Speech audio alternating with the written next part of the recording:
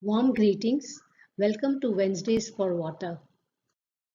We are a citizens collective aiming to walk and talk water. We try to meet every week and connect people with various water worries and wisdoms. And in the process, we wish to curate future water warriors. The way we talk about trivial things for hours, water too needs walking and talking to address the rising water distresses. The way Wednesdays for Water is conceptualized as a prime time show, it wishes to make water everybody's business. The idea of the series was conceptualized in August 2020, and by the end of the year, the team and the structure was pretty much in shape. We started in April 2021 with Dr. Rajendra Singh's inaugural speech.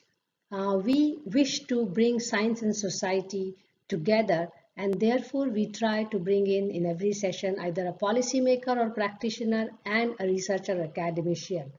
We also think that future generation is crucial and therefore they have presence in each session. We are going stronger with every week now with session on either quiz, couple of weeks of hard talks and a week of soft session of art and music. There is a simple structure for each session of quiz, hard session and soft session which are moderated by the core team member. Here is a glimpse of what we call as hard sessions and soft sessions. So, good evening, everyone. Very warm welcome to our Wednesdays for Water session. And the theme for today is water sensitive planning. For the people who are wondering what is this water sensitive planning, a very broad definition of the concept is that it is an approach to sustainable development that integrates water considerations into urban and regional planning.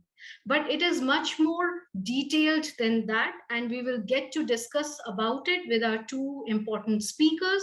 We have Dr. Suresh Rohilla as a speaker with us, and we have Dr. Ashwani Kumar as well, who will be joining us shortly.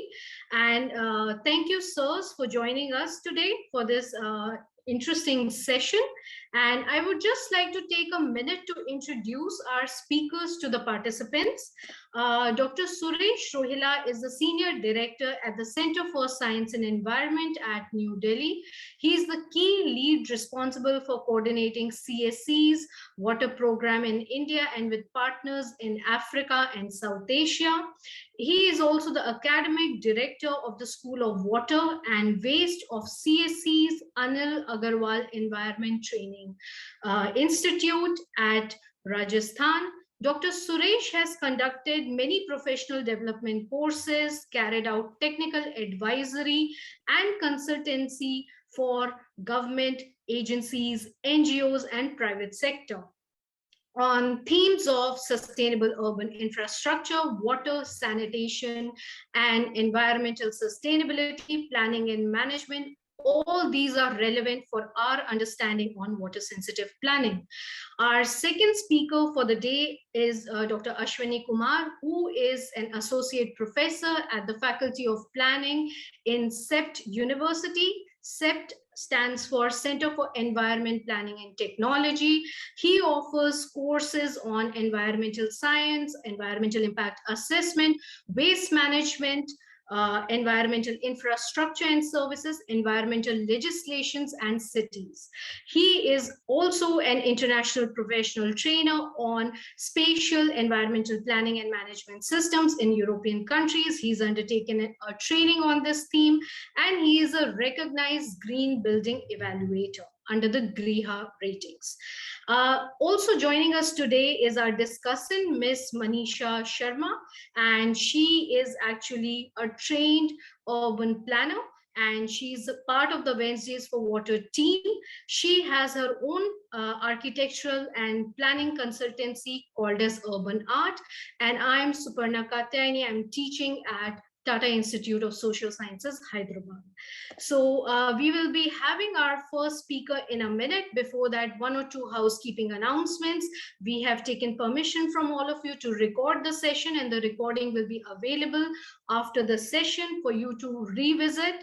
Second is, may I request all the participants to mute themselves so we can have better discussion with the speakers and we can hear them clearly. And I also welcome all the participants to raise their questions in the chat box, which we will take up in our dedicated Q&A session. So without taking any further time, I would like to invite Dr. Suresh to share his views and experiences on the question of how do you view water sensitive planning in your work, and what are the key challenges that are faced in carrying out water sensitive planning in India and in partner countries. Over to you, Dr. Suresh. Thanks, Suparna, and thank you to the Wednesdays for Water team for inviting me to this interesting webinar series. And I appreciate people at the end of the day, later in half of the day, people are here to listen to me, my experiences on one of the very important topic, which I'm very passionate about. So I would just share my screen before I start and check with you if everything is all right. Good, sure. So I would use this 15 minutes is okay, Super, for, okay. Yes, so, please. Okay, so I would be speaking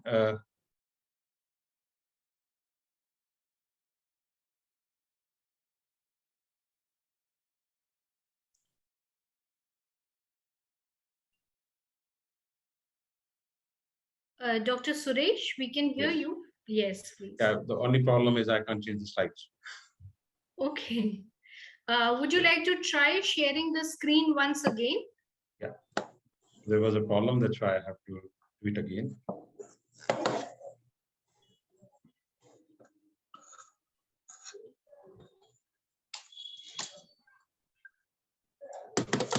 So I think there is a technical problem. What I'll do is just remove my video conferencing facility, directly come to the. Now I think it would work. Everything in my control. Okay, just give me a second.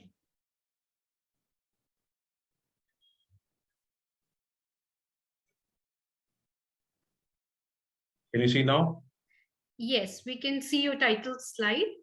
Okay, let me go ahead. So these technologies are problematic sometimes, So good. So just wanted to say that, very warm welcome. Oh, I still can't see move my slides. I'm sorry about this. We can see your slides. Okay. Yeah. So I represent Center for Science and Environment, School of Water and Waste. It's a teaching and learning and innovation hub. And we try to look and find appropriate, affordable solutions for India and Global South. And we have been working in this space for over 4 decades now, starting from our seminal publications, Dying Wisdom, where we documented the knowledge of India, how we have managed water sources in the past, to today, how we try to provide solutions where we want to promote hybrid systems of centralized and decentralized systems both. And today's topic of my talk is leapfrogging to prosperity, learning from the past. It's not something that we need to learn from developed world or somewhere, but it's learning from the past. So today we have sustainable development goals, which aim for people, planet, and prosperity. There are big terms everybody sees: climate resilience, water management, green space, but how do planners connect to this? So I myself, being trained as a town planner, I have introduced certain good practices which can guide our urban development and planning processes. There is some disturbance. If somebody can ask.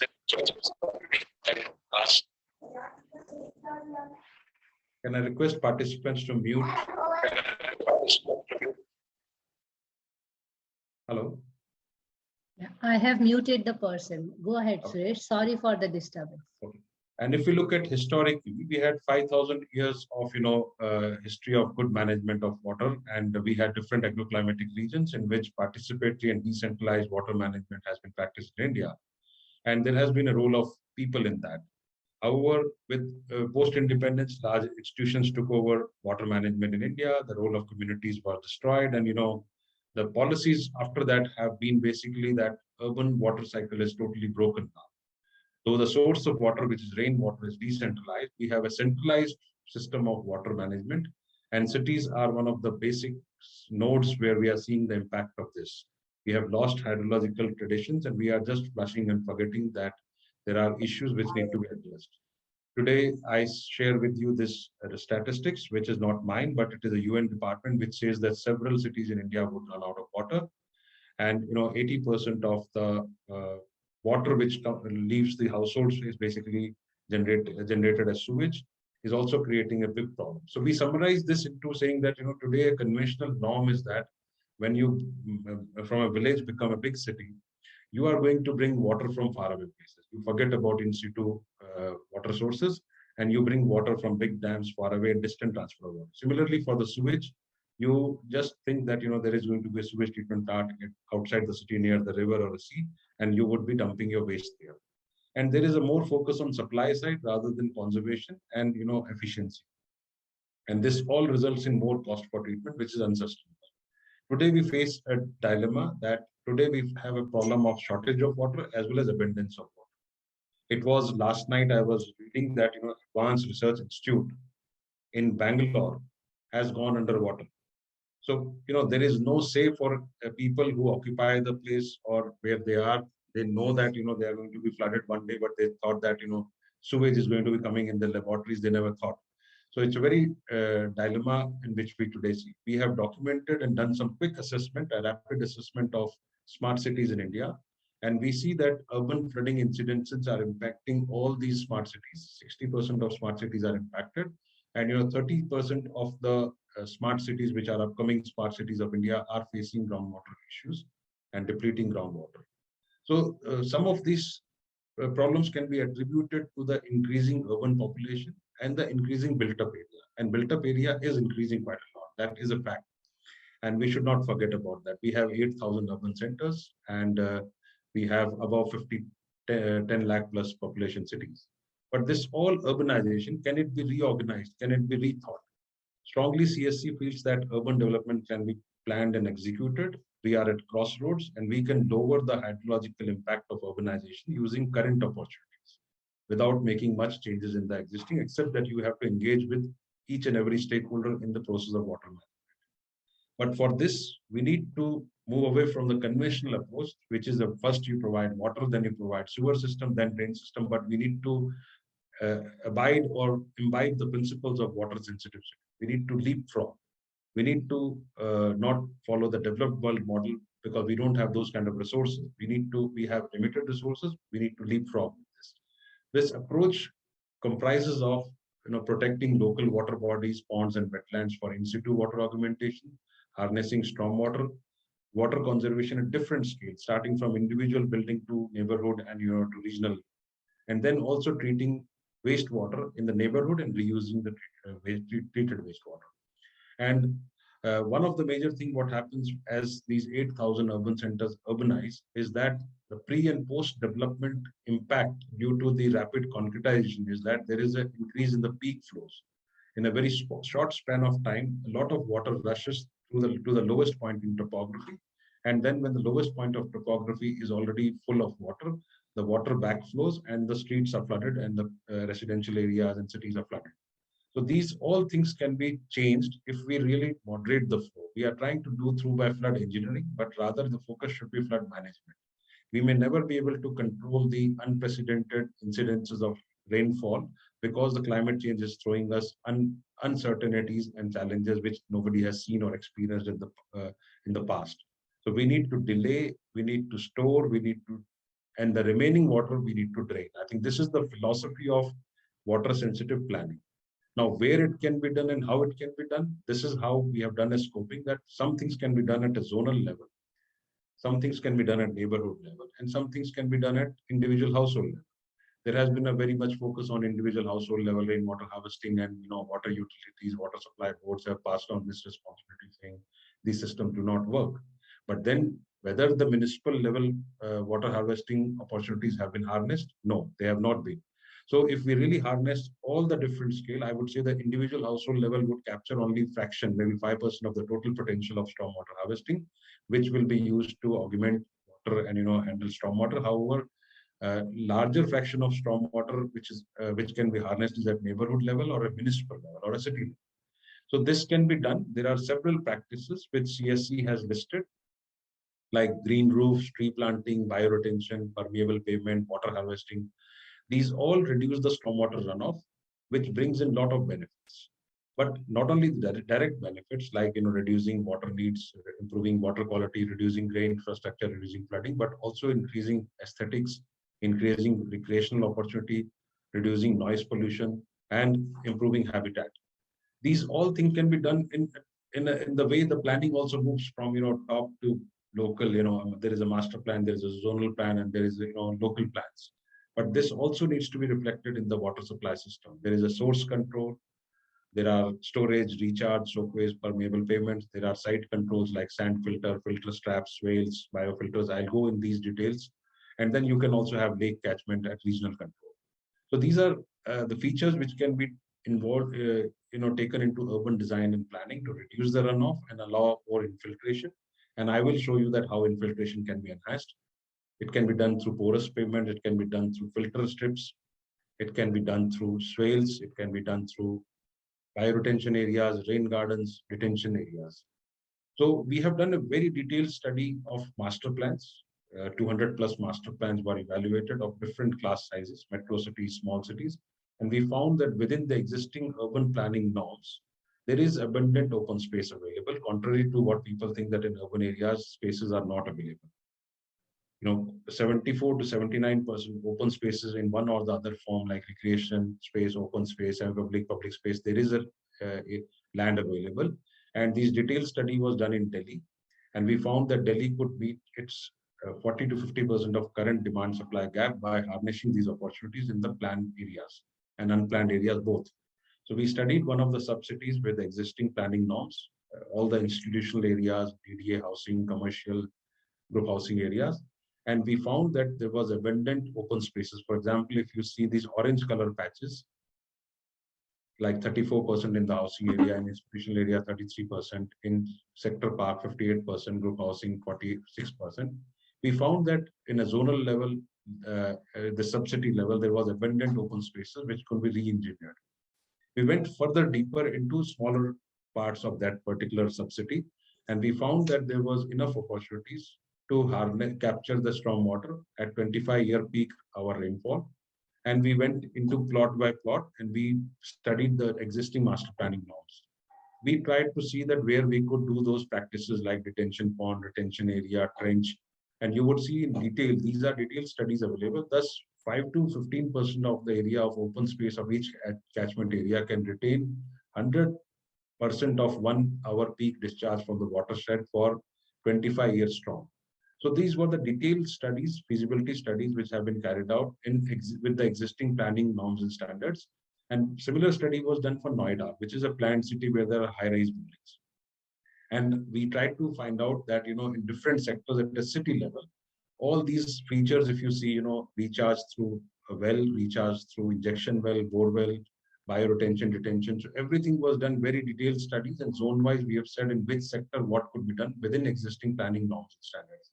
And if the city had to do this innovation in practice, there could be reduction in water demand by 26.6% if we harness the full potential of rainwater harvesting in Noida. But one learning in these two citywide things were there, that we are actually hitting at the wrong place, saying that every household should do rainwater harvesting. They should do, but the major impact of stormwater harvesting or in situ water augmentation can be done through public spaces, open spaces. If you see, this is the list of opportunities, practices, and at different level, where we could do all the features. It is the parks and open spaces where it is recommended that all these features can be done, starting from filter strip to ponds, infiltration, detention area. And I will take you through that how we have done detailed study of parks, that just using existing 1 to 5% of park area, you can harness the stormwater. So we have done detailed study of 5 big cities. We can say 5 states and 5 cities in that, Odisha, Delhi, and Uttar Pradesh. These are the three where we have developed roadmaps for water sensitive design. Odisha is the first state to issue advisory after the technical support from CSE, and across 112 urban local bodies, 10,000 harvesting structures were made in 75 days. In Delhi, we have 16,000 parks. Nobody would believe this. People usually say Delhi is urbanized, and these parks have abundant, and these are neighborhood parks, community parks, regional parks, and it had potential of 3,400 million liters of runoff, which was missed out. And we were reporting flooding, water was falling from the flyover. You would have seen those videos.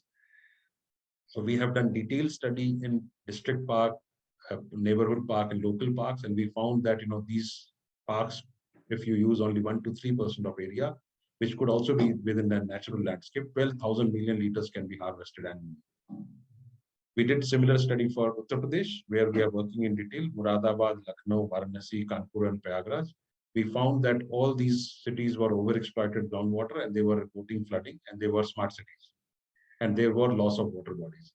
We found that, for example, in Lucknow, I'll only take one example, that city level parks and neighborhood parks exist in Lucknow also. 1,684 parks are there, 259 hectare area is there.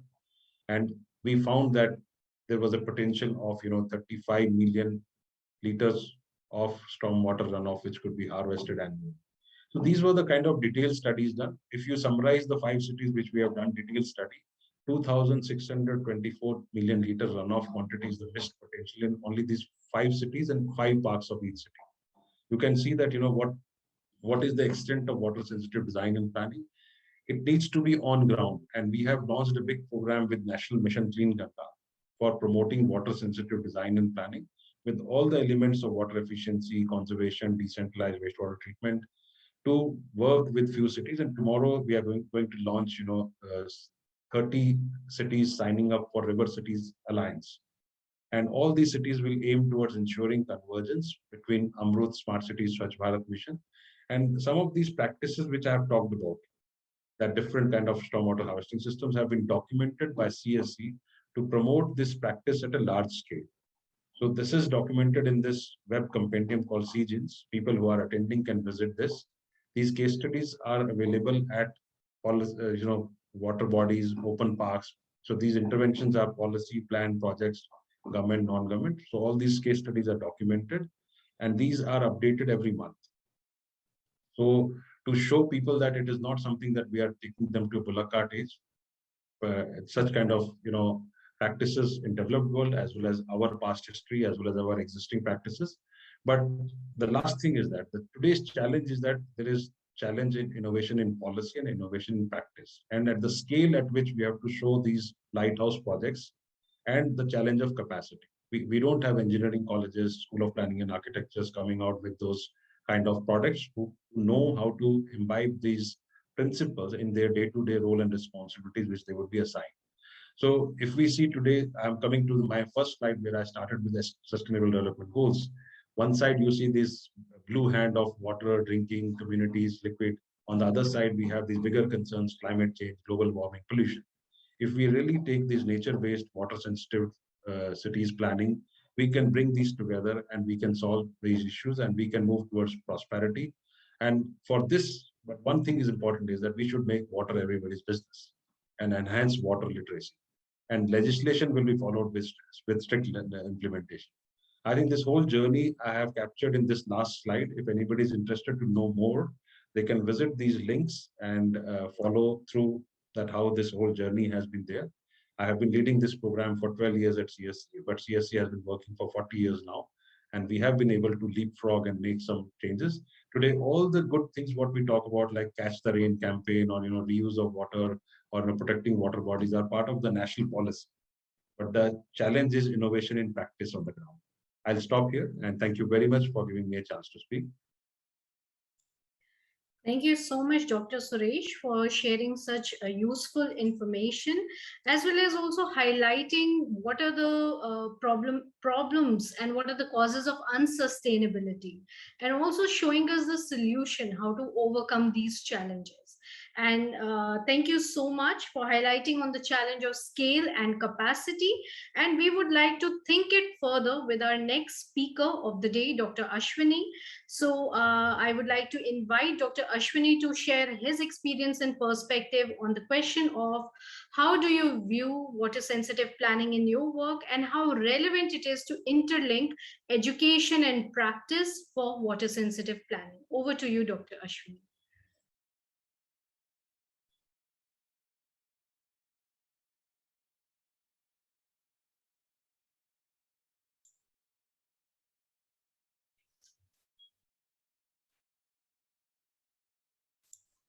We are not hearing you, Ashwini. You have to unmute yourself, please. Thank you. Sorry. Yeah. Am I audible now? Yes, Dr. Yeah. Ashwini. Yeah. Thanks to Wednesday for Water entire team and Suparna for giving me an opportunity to share my thoughts on the topic. My overall thoughts are completely in sync with Suresh discussion and the points. So I do agree in most of all the points almost. And I will be picking up my discussion from the two key things which he has mentioned towards end of his presentation. That is capacity and the scales.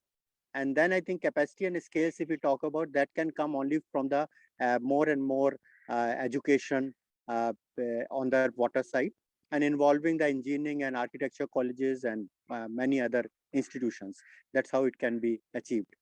However, I think as a academician and as a representing academic community, this will be also important that though we have most of the technologies and most of the interventions available around us historically as well, because if we look into the Indus Valley civilization as a story, it's a water story. It talks about how the Indus Valleys has civilized, emerged around the water systems, how it grew, how it got a glorified history, and how it has also suffered because of excessive water. Uh, from that point of view, what I will do, that I will be presenting my thought under the four different sub themes, or you can say sections. One of them is why we need actually to refocus or again focus into the water sensitive planning in a present context, and then moving towards what can the cities can do and why the cities becomes one of the important component. And thirdly, in terms of the what is the role of design in the planning, and lastly in terms of the education, how we do that. So if we try to look into the why we have to look into the water sensitivity in planning as a concept or as a key points, the one and foremost important things comes to our mind is that water is a very basic need of the life, or basic need of the human development. Though I think human development relates to the attaining the a much higher level of you can say spiritual and evolution of human being, but the basic of that comes to the water. Next one, yeah, I think we have gone back, Manisha. Yes, next one, yeah, yes. So if we see in terms of the water, which fulfills not only the health, it also fulfills the spiritual need of the human being.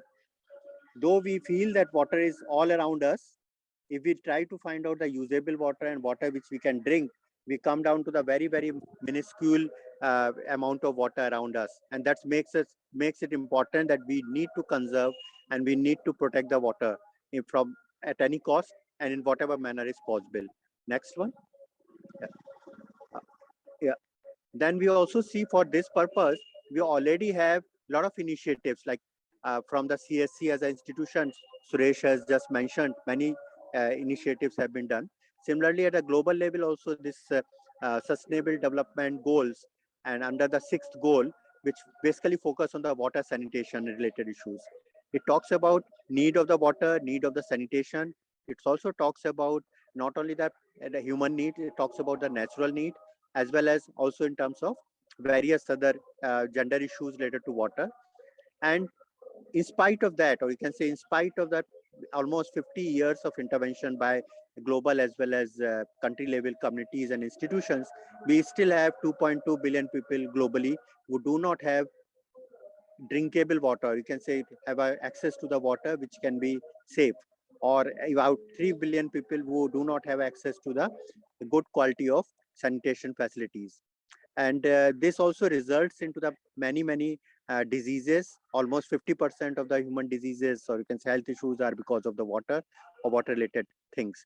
That's where next one. uh, and water sufficiency, that sufficient water availability to everyone, as well as efficiently available. It is not, doesn't mean that we do waste. That makes it much, you can say, clean, green, and you can say clean, green, and healthy life around us.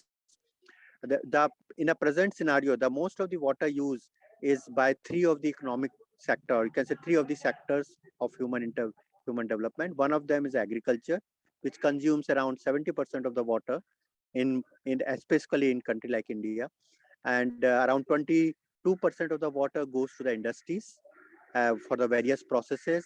They may be consumative, or they may be other processes, and only 8% water which comes to our taps for the different uses as a domestic.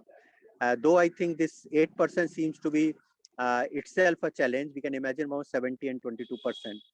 Though there are questions nowadays in terms of how do we can improve upon efficiency of all three sectors, not only the urban sectors, and various interventions are being thought that how we can have a better irrigation facilities and agriculture water, which is 70%, can be more efficiently used. And we started talking about recently about the water footprints of the sector.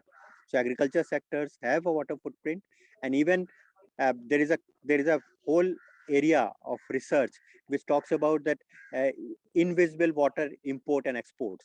So if we are doing the agriculture, we are happy that we are exporting a lot of food grains and a lot of agriculture produce. But along with that, water which has been consumed for that production is also exported in that sense. So it is not used by us; it is used by someone else, somewhere else. So that's, I think, the issues which are new research issues are emerging, where I think future generation and future researchers also need to focus upon a bit more. Next one. In terms of, if you see, this is I think quite common situation which we do observe, that most of the cities and most of the places water is becoming the very scarce, to the extent that the recent studies which highlight almost 50% of the country, or more than 50% of the country, is either high or the extremely high stress, water stress level. So if we talk about water stress, it talks about around 1700 cubic meter of water work per capita per year availability.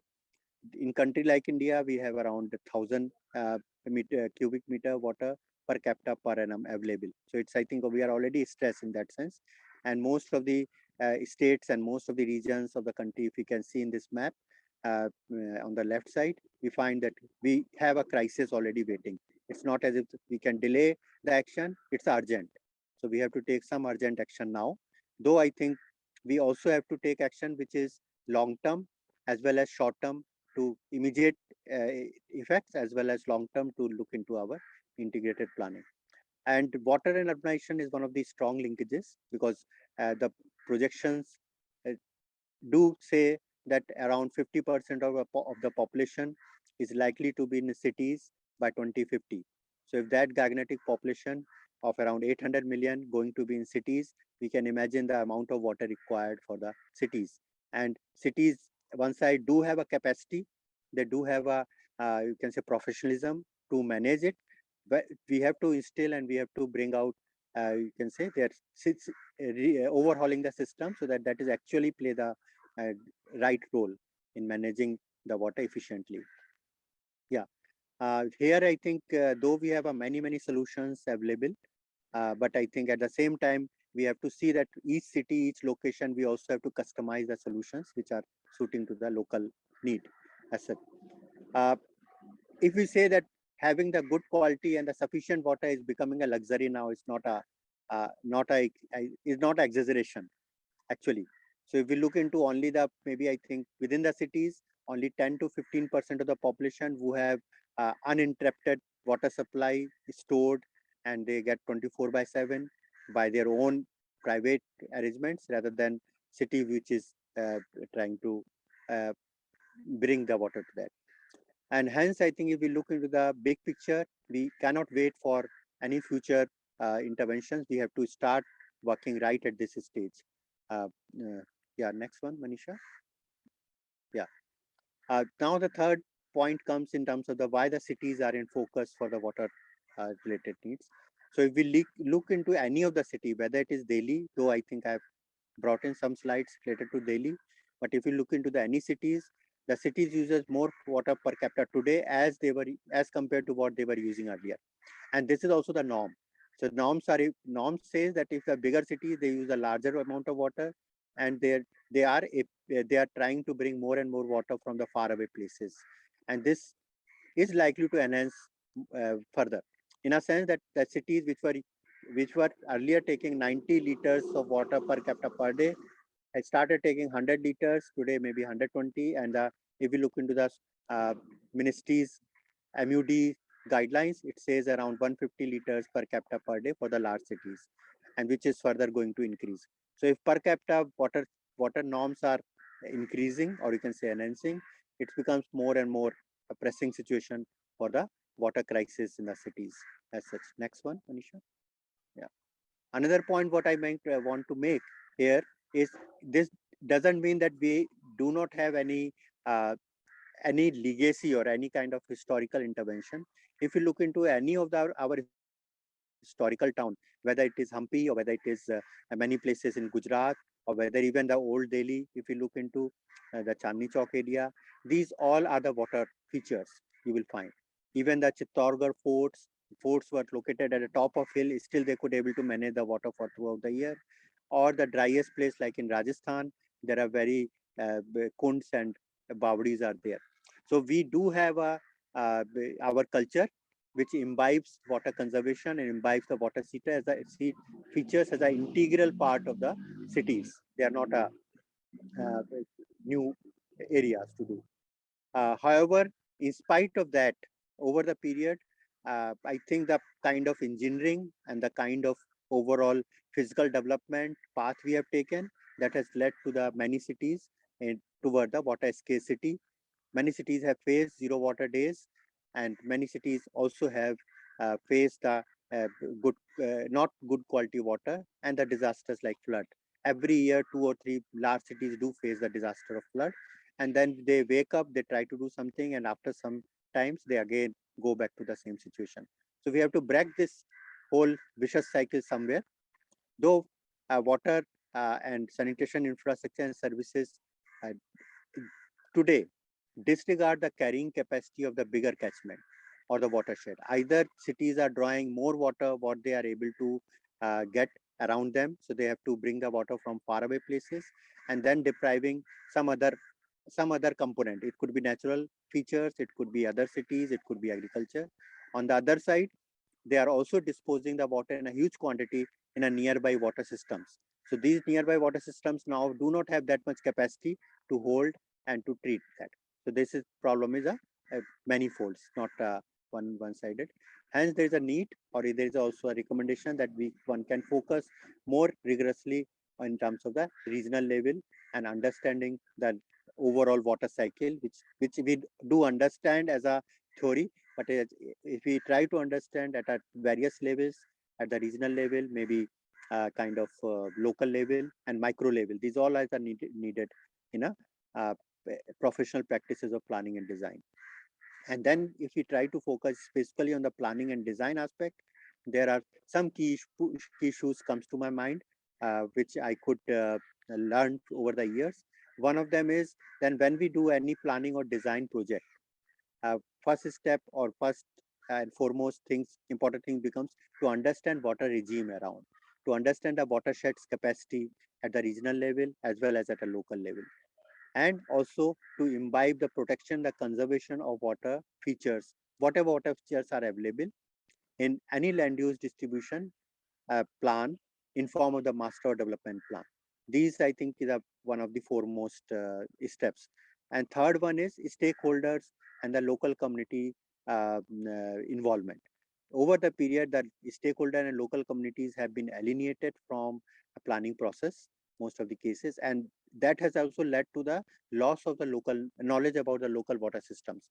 Because in a one-day visit or recurrence survey and whatever survey we do it, physical survey, it's not possible to understand the linkage of the water with respect to the culture, social as well as local economic of the people around us, and which has a very strong linkages. If we try to look into the more formal way, so we have, I think, three, or you can say more theoretical way looking into that one. There is a like a water cycle, which we all understand. Along with that, the local and physical need of an area in form of the geography, topography, and land use exist. And finally, in terms of the how the economic, social, and management and institution systems are working, these three aspects are important for any area to look into better planning. Next one, Manisha. Yeah. So if we look into the another issues over the period, or because whenever we do the planning and design, there's a lot of time we do lay down the infrastructure like a road or the large buildings. I'm talking saying the large buildings because they are having many times obstructions in terms of the water water systems as such, and that led to the defragmentation of the water based ecological system. It could be stream, it could be lake. Many places lakes areas have been encroached upon over the period. Another important point is designs today, or you can say planning today, is also promoting excessive impervious surfaces. Thereby, it increases the surface water runoff and ultimately result into flooding. This is the story of flooding, and in the urban flooding, I can comfortably say that most of the urban flooding is man-made. It's not at all the natural one, except those places where it is near to the coast or at a very low lying area, valleys. In that case, most of the cases are the man-made floods. Water quality. So as I just mentioned, that a huge water is being imported by the cities from outside, but at the wastewater end, this all is being disposed into local small water bodies. So this is the reason that these water bodies are overloaded with the degraded quality of degraded water, and they are not able to manage, or they are not there. There is no capacity to self purification and self assimilation of the wastewater. And next one, Manisha. Yeah. So if we, as I think this slide shows that how does the impervious surfaces and the pervious surfaces do make difference of the amount of water which is going as a runoff. However, on the same line, Suresh has elaborated many interventions which are possible. So I will not spend time here. But I think there is a whole possibility of integrating solutions which can minimize the water for flooding, as well as it also maximize the water absorption within the area, as well as improving the groundwater, as well as greenery in an area. Yeah. Next one, Manisha. Yeah. Now coming to the education side of that, the very basic. Uh, I will be highlighting in terms of what we have today in education and how it can be refocused in a sense. Uh, I can imagine, I think 10, 20 years back, where planning education did not have much sophisticated tools and techniques to do the planning. And hence, I think our information base, specifically on the uh, physical aspect of the area, was based on the manual intervention, manual maps and manual uh, conventional methods, which was very time consuming and cumbersome. But now with the latest technology like GIS and remote sensing, it's very easy, or very comfortably and very you can say perfectly, one can understand the water regime and water behavior in an area before we start a planning. So that I think is the first thing what a planning education should try to imbibe and try to include. Second thing is, in any area of the country, when we are planning or when we are looking into the design, there are already nearby sites or nearby cities which are having over the years, or you can say heritage cities, which have already accommodated the water systems in their settlement planning, and that is where we need to learn.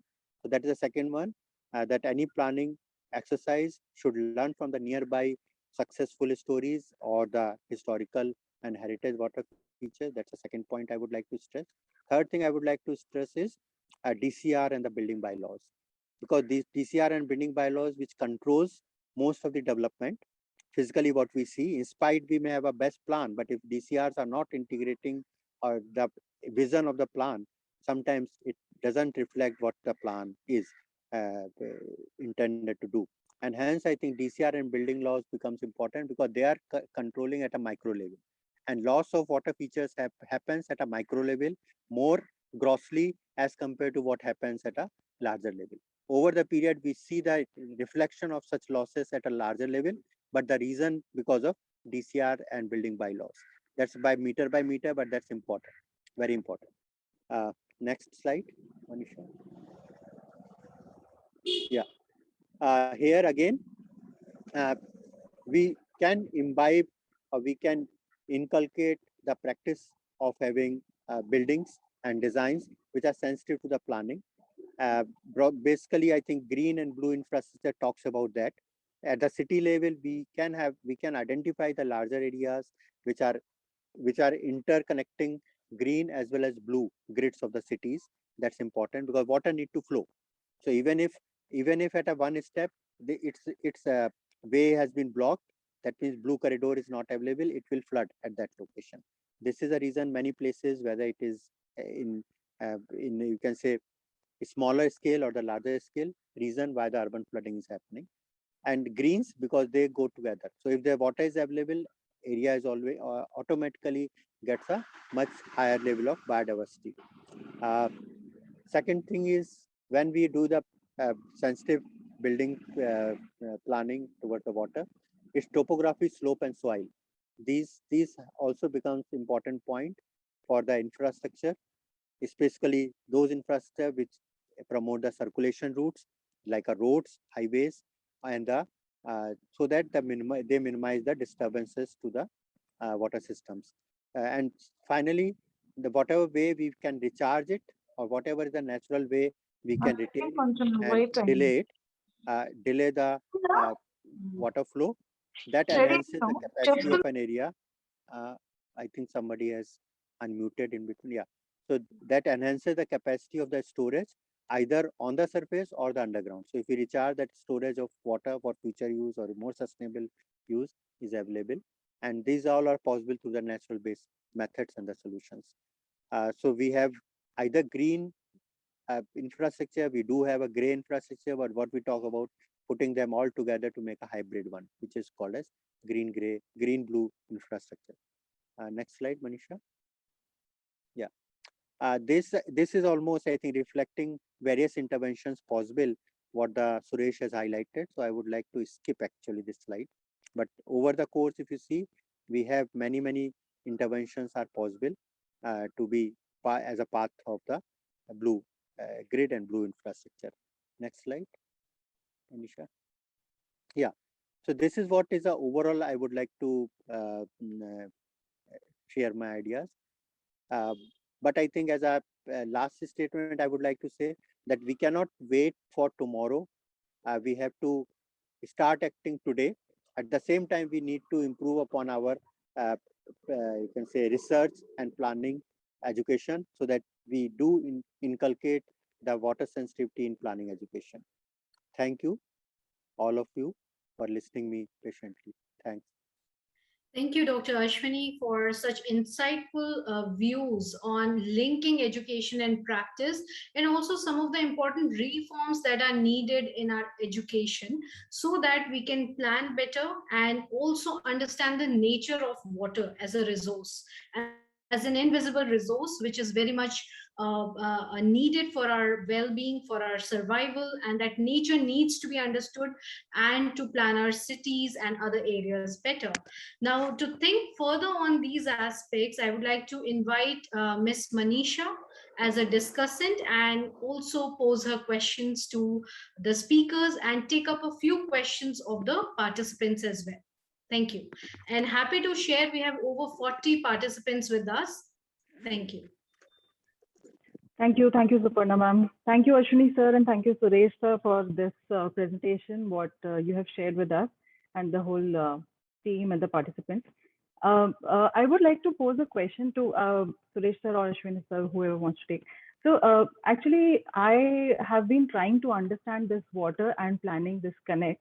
And what I have understood is that we have to make sure that we do not disturb the nature.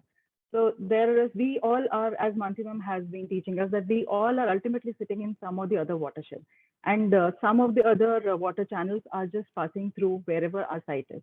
So how do we sensitively design such that the nature is not disturbed, such that we don't create more impervious layers, such that we don't add more pollution through our site? The on-site water and the off-site water has a balance. So, sir, Suresh has been talking about the decentralized systems which have to be incorporated. But my question is, what should be the scale of this decentralized system?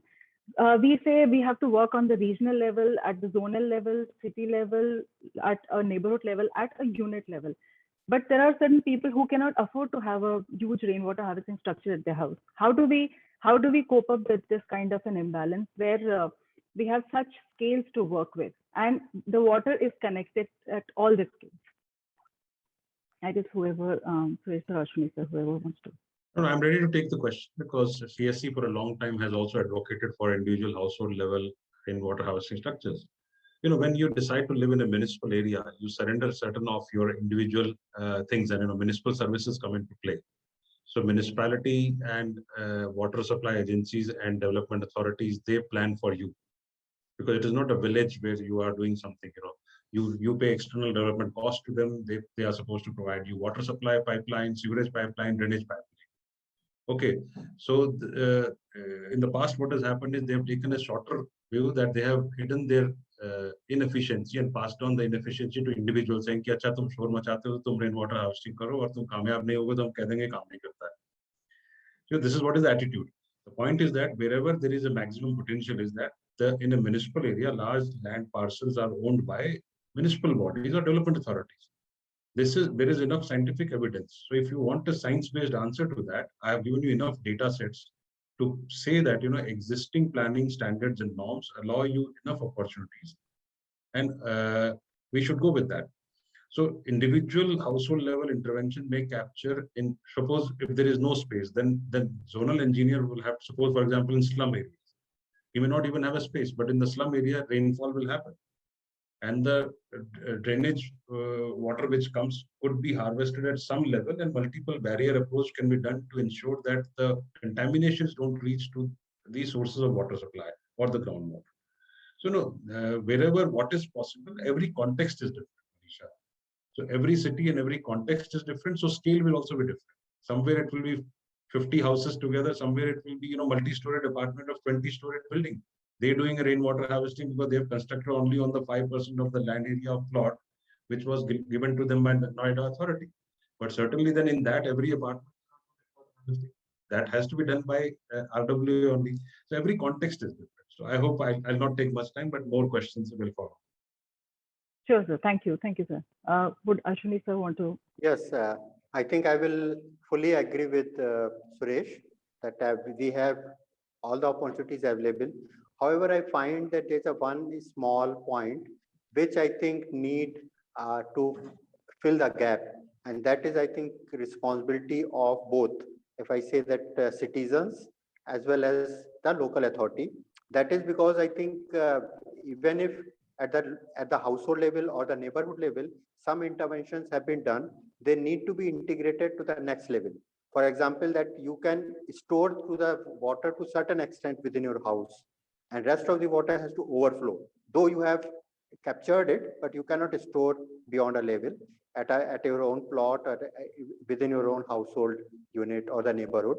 In that case, because you have already captured a good quality of water, or you have treated the water to the extent that it could be reused for somewhere, here the city authority also has to come in, that if you cannot store it, I have also created a storages in the nearby parks, gardens, where you can bring and we can store. So that kind of interlinkages may help both the citizens as well as local authority to work together to bring out a solution which works at the both level, or which integrates at the both level, so that both talks together.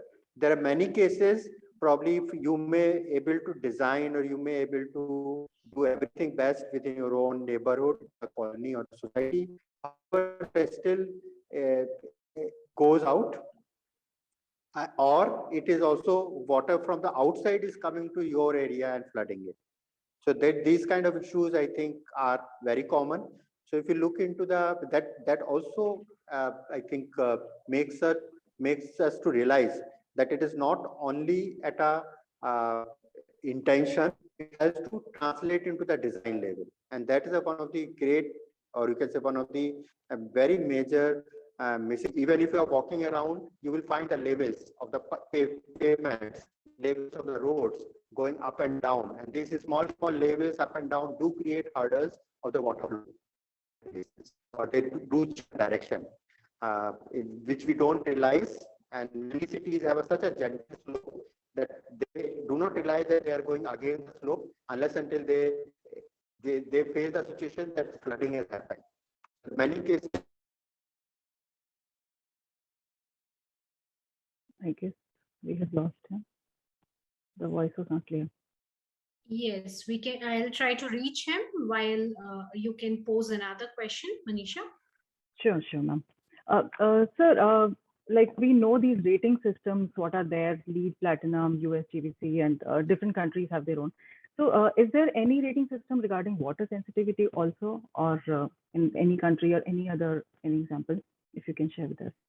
I think there are some systems in US. Yeah, in US, there are some systems which are advanced state where site level and landscape level based assessments are done. Over here in India, only the building level assessment is done. But there are certain systems. I can share those details if you want, and then you can share with participants. I'm aware of those systems. But however, there are certain proxy rankings in India being done to say that cities are water safe and water secure, which are largely based on only water infrastructure. Water is seen only as an infrastructure which is in pipes and a dream. Okay, so I would like to say in this webinar saying water is not just an infrastructure, which usually the planners see that it is an issue of network and services. It is taught under the networks and services. No, water is lifeblood of communities. It is health, it is environment, it is aesthetics, it is recreation, it is everything. And it is not just the responsibility of planner or an engineer. So ranking has to be done by everybody.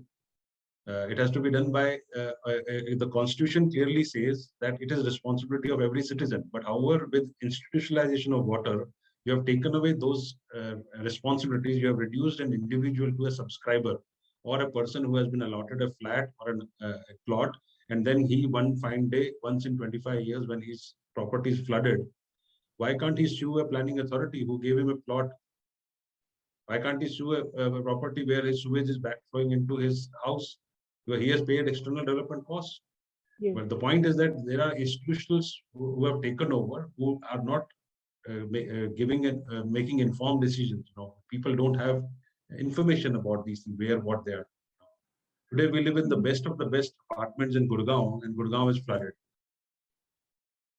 So, but somebody has paid external development cost to development authority, yes. But there is nobody taking responsibilities. I'll stop here. That accountability is definitely missing. That's what. So ranking wise, Gurgaon would be the best. Like green buildings and all buildings would have passed through all the green rankings, but at regional level, everything fails. Yeah, I think you have mentioned in your presentation also, and specifically mentioned that these smart cities, I mean, in the two maps where you compared, that all the smart cities are facing inundation and the waterlogging problems. But in the smart cities proposals, water is not a focus area. You can clearly see. There's nowhere mention about water. It is about digital and digitization and automation. In fact, this brings me to another question. Like, how can we connect technology with water? Because ultimately, to hum smart hi ho rahe hain. So if you can. Yeah, because I also at point I was disagreeing with what Ashwani was saying, that we only start with GIS. No, we start with common sense. We start with our neighborhood knowledge. Until unless we know in our surrounding areas, because largely planners don't move away from desktop or our own offices spaces. So it has to be reversed. It has to be from local, because anything what you want to see in GIS has to be cross-checked and on the ground. Until unless you have seen the field, you cannot plan the landscape. Any municipal planning or anybody in planning profession has to be on the ground, I would say. And as I'm saying, different scales are issued in India, where we are a monsoon country. We cannot think of these kind of things that we should have, we can store water or zero runoff concepts. You may not have zero runoff. How can you store so much water once in 50-year rainfall, which will happen? in plots or areas. You may not be. We have to evolve concepts of our context. We are bringing concepts from different parts of the world. We may have water neutrality. We may always have to dispose of some water to other property. It will always be there. So nobody is planning, but you have to make informed decisions. Yeah, because zero runoff. Yes, sorry. Yeah, zero runoff may not be possible. It will be only for one parcel, but you live in downstream and upstream of somebody. And yeah, that zero downstream runoff will be a problem for our low-lying area. So ultimately, we are one solution is creating another problem. See, as in a monsoon country, any depression is a cheel. In Hindi, the word cheel is low-lying area. And once in 19 days of rainfall or 21 days rainfall, that low-lying area will get water, which is monsoon water, and there will be abundant water, and it will go dry. We have started thinking that water bodies will always have 365 days water and full of water. That is not a monsoon culture. Water will deplete, and the surrounding areas where there are interconnections between water bodies will keep your water bodies to some level, but not to the ultimate level what you achieve in monsoon. Today, if you go to the rivers, you create ghats. Ghats are permanent features, but river is a dynamic feature. River moves, meanders. If you go to Haridwar, if you go to the ghats, you are taking bath on a civil structure. It is not what historically the river used to be. So please understand that all these things are very complex, and water is culture. Water is not just infrastructure, a WTP, what planning professionals do, an STP, and in one corner of the city, one box, they are sitting there, and one day there will be a pipe dream coming there. Yes, sir. Yes, exactly. I think that's what I was also trying to say, that water, one has to understand behavior of the water, which has to come from the people, from the local knowledge over the period. And many times when I think a water body have been seen abundant, or you can say large part of the year, it is not at all receiving the enough water, and probably it is not receiving the enough water because its connections have been blocked over the period by the small buildings. And over the period, this has been seen as a empty land, and there is abundant land, and this is developed. That has also happened in many lakes, loss of the lakes in the cities. Though what was my point was that now it is possible to bring it back so that one can understand technically as a highest full tank level, or you can say full level, when the lake do perform in the monsoon, and that need to be respected. So when the monsoon is full, that level need to be left for conservation and protection. So that's, I think, gives us a technology like GIS and remote sensing, gives us those kind of things very quickly rather than doing the physical survey. But yes, now if having the you can say large database with the local authorities over the year, they also have developed bottom-up kind of maps which do incorporate all the existing infrastructure, because GIS or the remote sensing at a larger level cannot capture the changes which has happened at a local and the micro level. So that's kind of constraint on that one.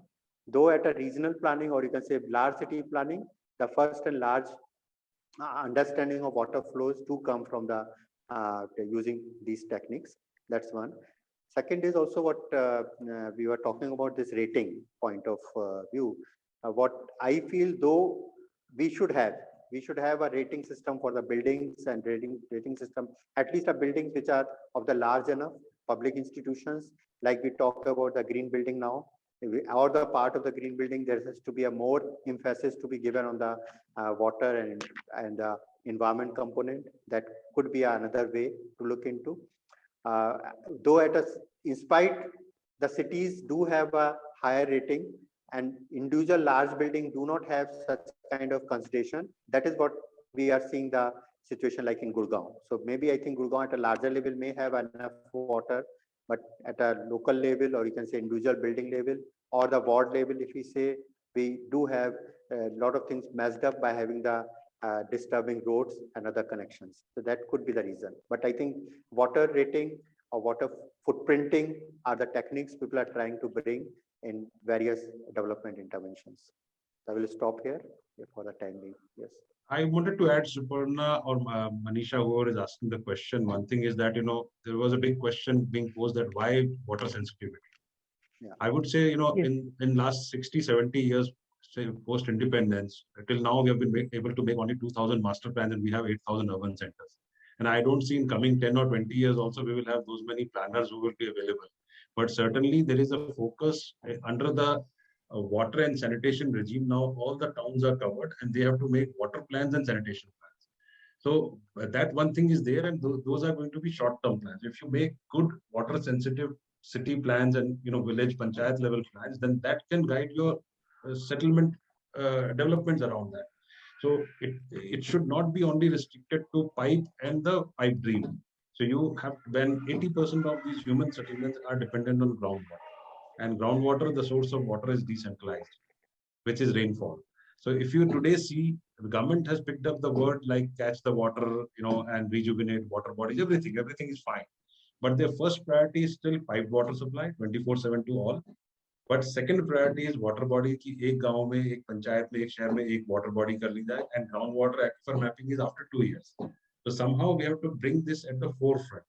So we have to say these should go simultaneously. So master plans तो मुझे नहीं पता अश्वनी कब तक कितने school of planning and architecture के planners आएंगे और कब बनाएंगे. कम से कम वाटर प्लानिंग के लिए तो गवर्नमेंट का मैंडेट है फंडिंग. और अब जो है उनको फंडिंग मिलेगी, वो वाटर सिक्योरिटी प्लान बनाएंगे, वाटर प्लान बैलेंस प्लान बनाएंगे. अगर उसमें हम सेंसिटिव हो गए तो मुझे उम्मीद है कि शायद हम वो नंबर्स बढ़ा सकते हैं. 2000 के बजाय 4000 तो बना सकते हैं, बिकॉज वहाँ क्लियर मैंडेट है. I do agree, I think, Suresh, because scale, as you were talking about the scaling of the activity, and I think planning profession has been this constraint of having a limited number of planners coming out. And I think even after that, I think it takes time to understand complexities of the beyond, we can say, physical planning, integrating the environment and many other issues. So I think as I think we can have a solution based kind of learning, as you are mentioning, that we have to learn from the other cases where the solutions have been implemented, and without waiting for any, you can say, great plan which is going to come and being done, we can take at least the intervention which are possibly can be done immediately, which do create a kind of water cycle, or you can say water loop, in much cleaner and much, you can say, nature-based, integrated with settlement system. If that is a concept, we take it forward. So without waiting for, you can say, professional planners available, every village, every city, every region can start looking into the water sensitivity to some extent. I do agree on that one. Yeah.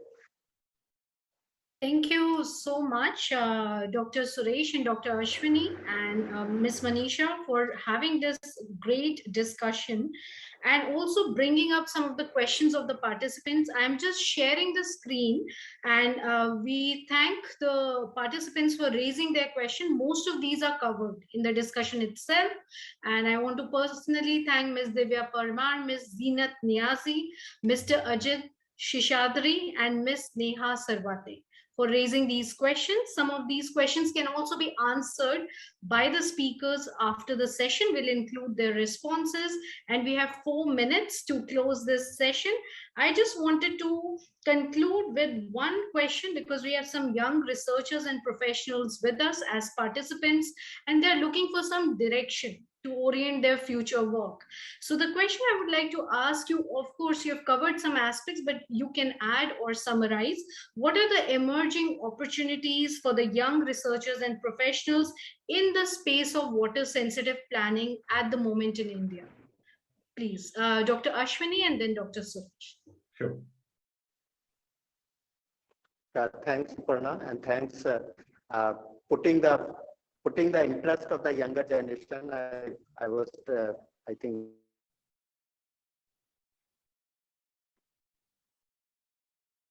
I think we will have to come back to Dr. Ashwani. He will rejoin again. Dr. Suresh, would you like to continue? I'll take over then. Because as I told that today government's focus and all cities' focus is on water and sanitation.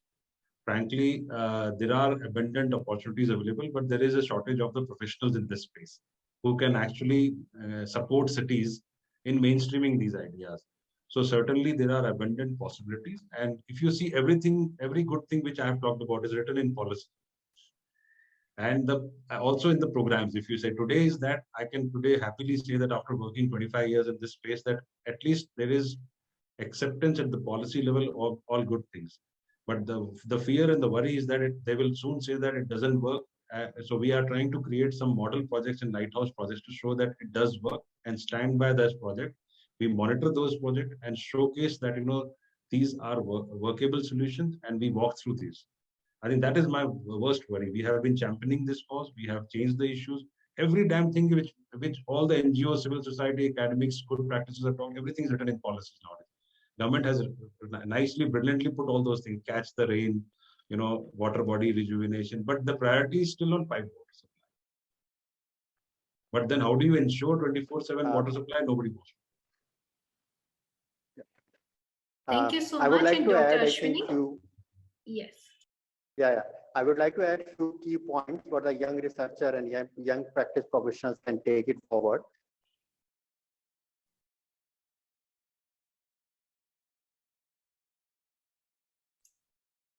I think we are losing Ashwani on that. Yes, we can just wait for 30 seconds. I'm sure he's back now. Yes. I can just add, there is one of our dear friends also posing some question that, and I can see in the chat box, Fozia is saying something, saying we don't have water governance, we only have water governments. So somebody decides us that how you will get water in your tap, or how water is defined. So hardly there is a water governance in the country. There is only water government. I differentiate. There is no role of you. You are only a subscriber or a user. You are told that we have decided to bring water from Tehri Dam and you will have to pay something, or nobody will ask you to pay ever. It will be highly subsidized service to you. You will never be able to ask for 24/7 water supply to them. You will only get that 1 hour supply. Nobody is asking you to pay also. Because they are not asking you to pay for water, then they will never ask you to pay for sewage, which is 4 times more costly service. So at the moment, these are all unsustainable propositions and pipe dreams of. So Fozia, Yes. I hope you got your answer. There is hardly a governance in this. Yes, I agree completely with you. Thank you. There is no planner or water engineer who has got a water prize, but it is Rajinder Singh ji who struggled day and night and who demonstrated that how a river could be revived. And the river, when it was revived, then the institutions came and they said the river is their property and the water in the river is their property. So there are institutions who have taken over all the resources. Individuals' efforts ultimately bring more water, which you will not own. Ashwani is back. Yeah. I think quickly before I drop again, I don't know what's happening, but the point I would like to mention to the young community is that first thing is that nowadays we have various assessment tools are available, which I think they can learn upon. There can be water stress tools, there is a water assessment tools, there is a water footprinting tools, so that any activity they are doing, they can implement these tools. That's the one thing. There will be many such tools are there.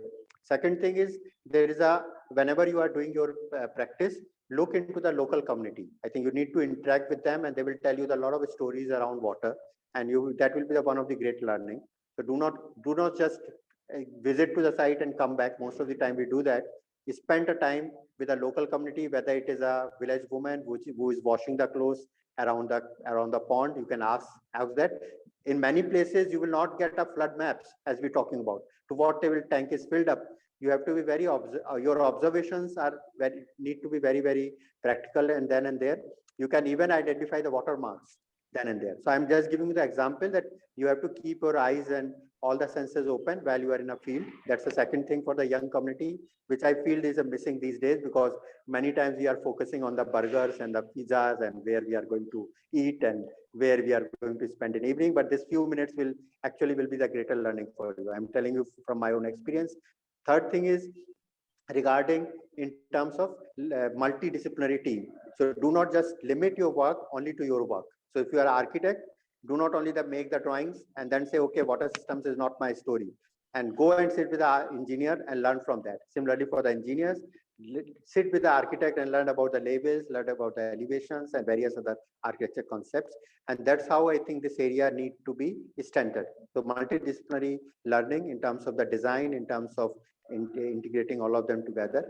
And fourth thing what I would like to put forward is look into in terms of your what we say in terms of the in terms of your own interest as one of the very core areas. So there are various core areas within the water sector.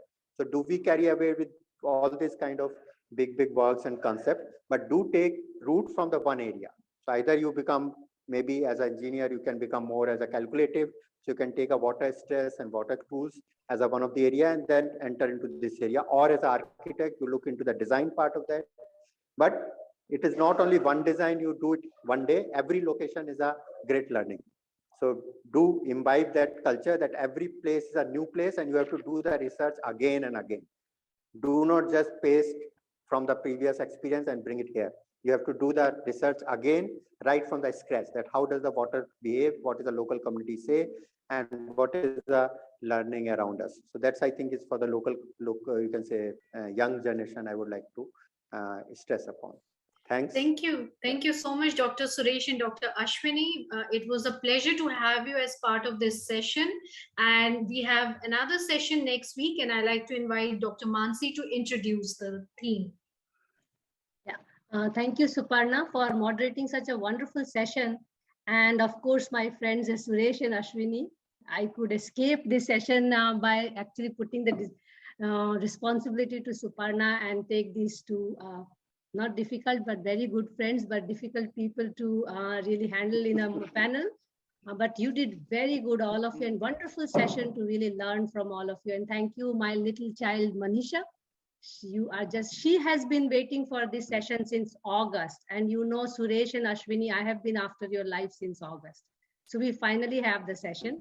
So I really want to thank both of you. And you have also raised actually the question which we are taking in December with a lot of intent, and also we are having equally good speakers. So 1st of December we are having water education in/for higher studies, and we have Professor Arun Kansal from TERISAS and Professor Bijoy K. Thomas from Pune ISER and Professor Gitanjali Rao from architecture. So we are already covering 3 different disciplines where water education is taught, or how it is taught, or how it should be taught. So you have kicked off a very important discussion for Wednesdays for Water. So we are really grateful to you, and also grateful to all the participants who are really supporting us. We complete today 7 months. Every Wednesday we are talking as we promised. So, and we have already booking until January end. So I can promise you that at least we are going until January end as of now. So thank you very much to all of you. Please do join us 1st of December and 8th of December when we have a sequel of this session, when we talk about water education for higher studies. Thank you all, and please take care of yourself. Thank you, presenters, for joining us today and enlightening us with your wisdom. Also, thank you all the participants for joining us and making the session interactive. Besides walking and talking water, worries and wisdoms collectively, we see this as a platform to cross-connect and expand our network and explore possible collaborations. We are also making notes to publish both scientific and non-scientific work. Here is a glimpse of some of our writings. You may reach us through email, LinkedIn, Facebook, Twitter, Instagram, and also look at our website www.w4w.in.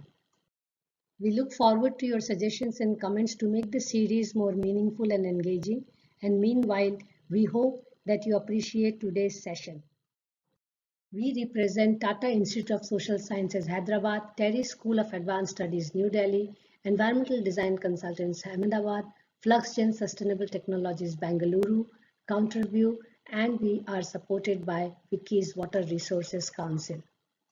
We truly appreciate your support and encouragement in conducting this series, and we hope that you will stay tuned with us through our social media platforms and our website, and you will write to us at our email IDs.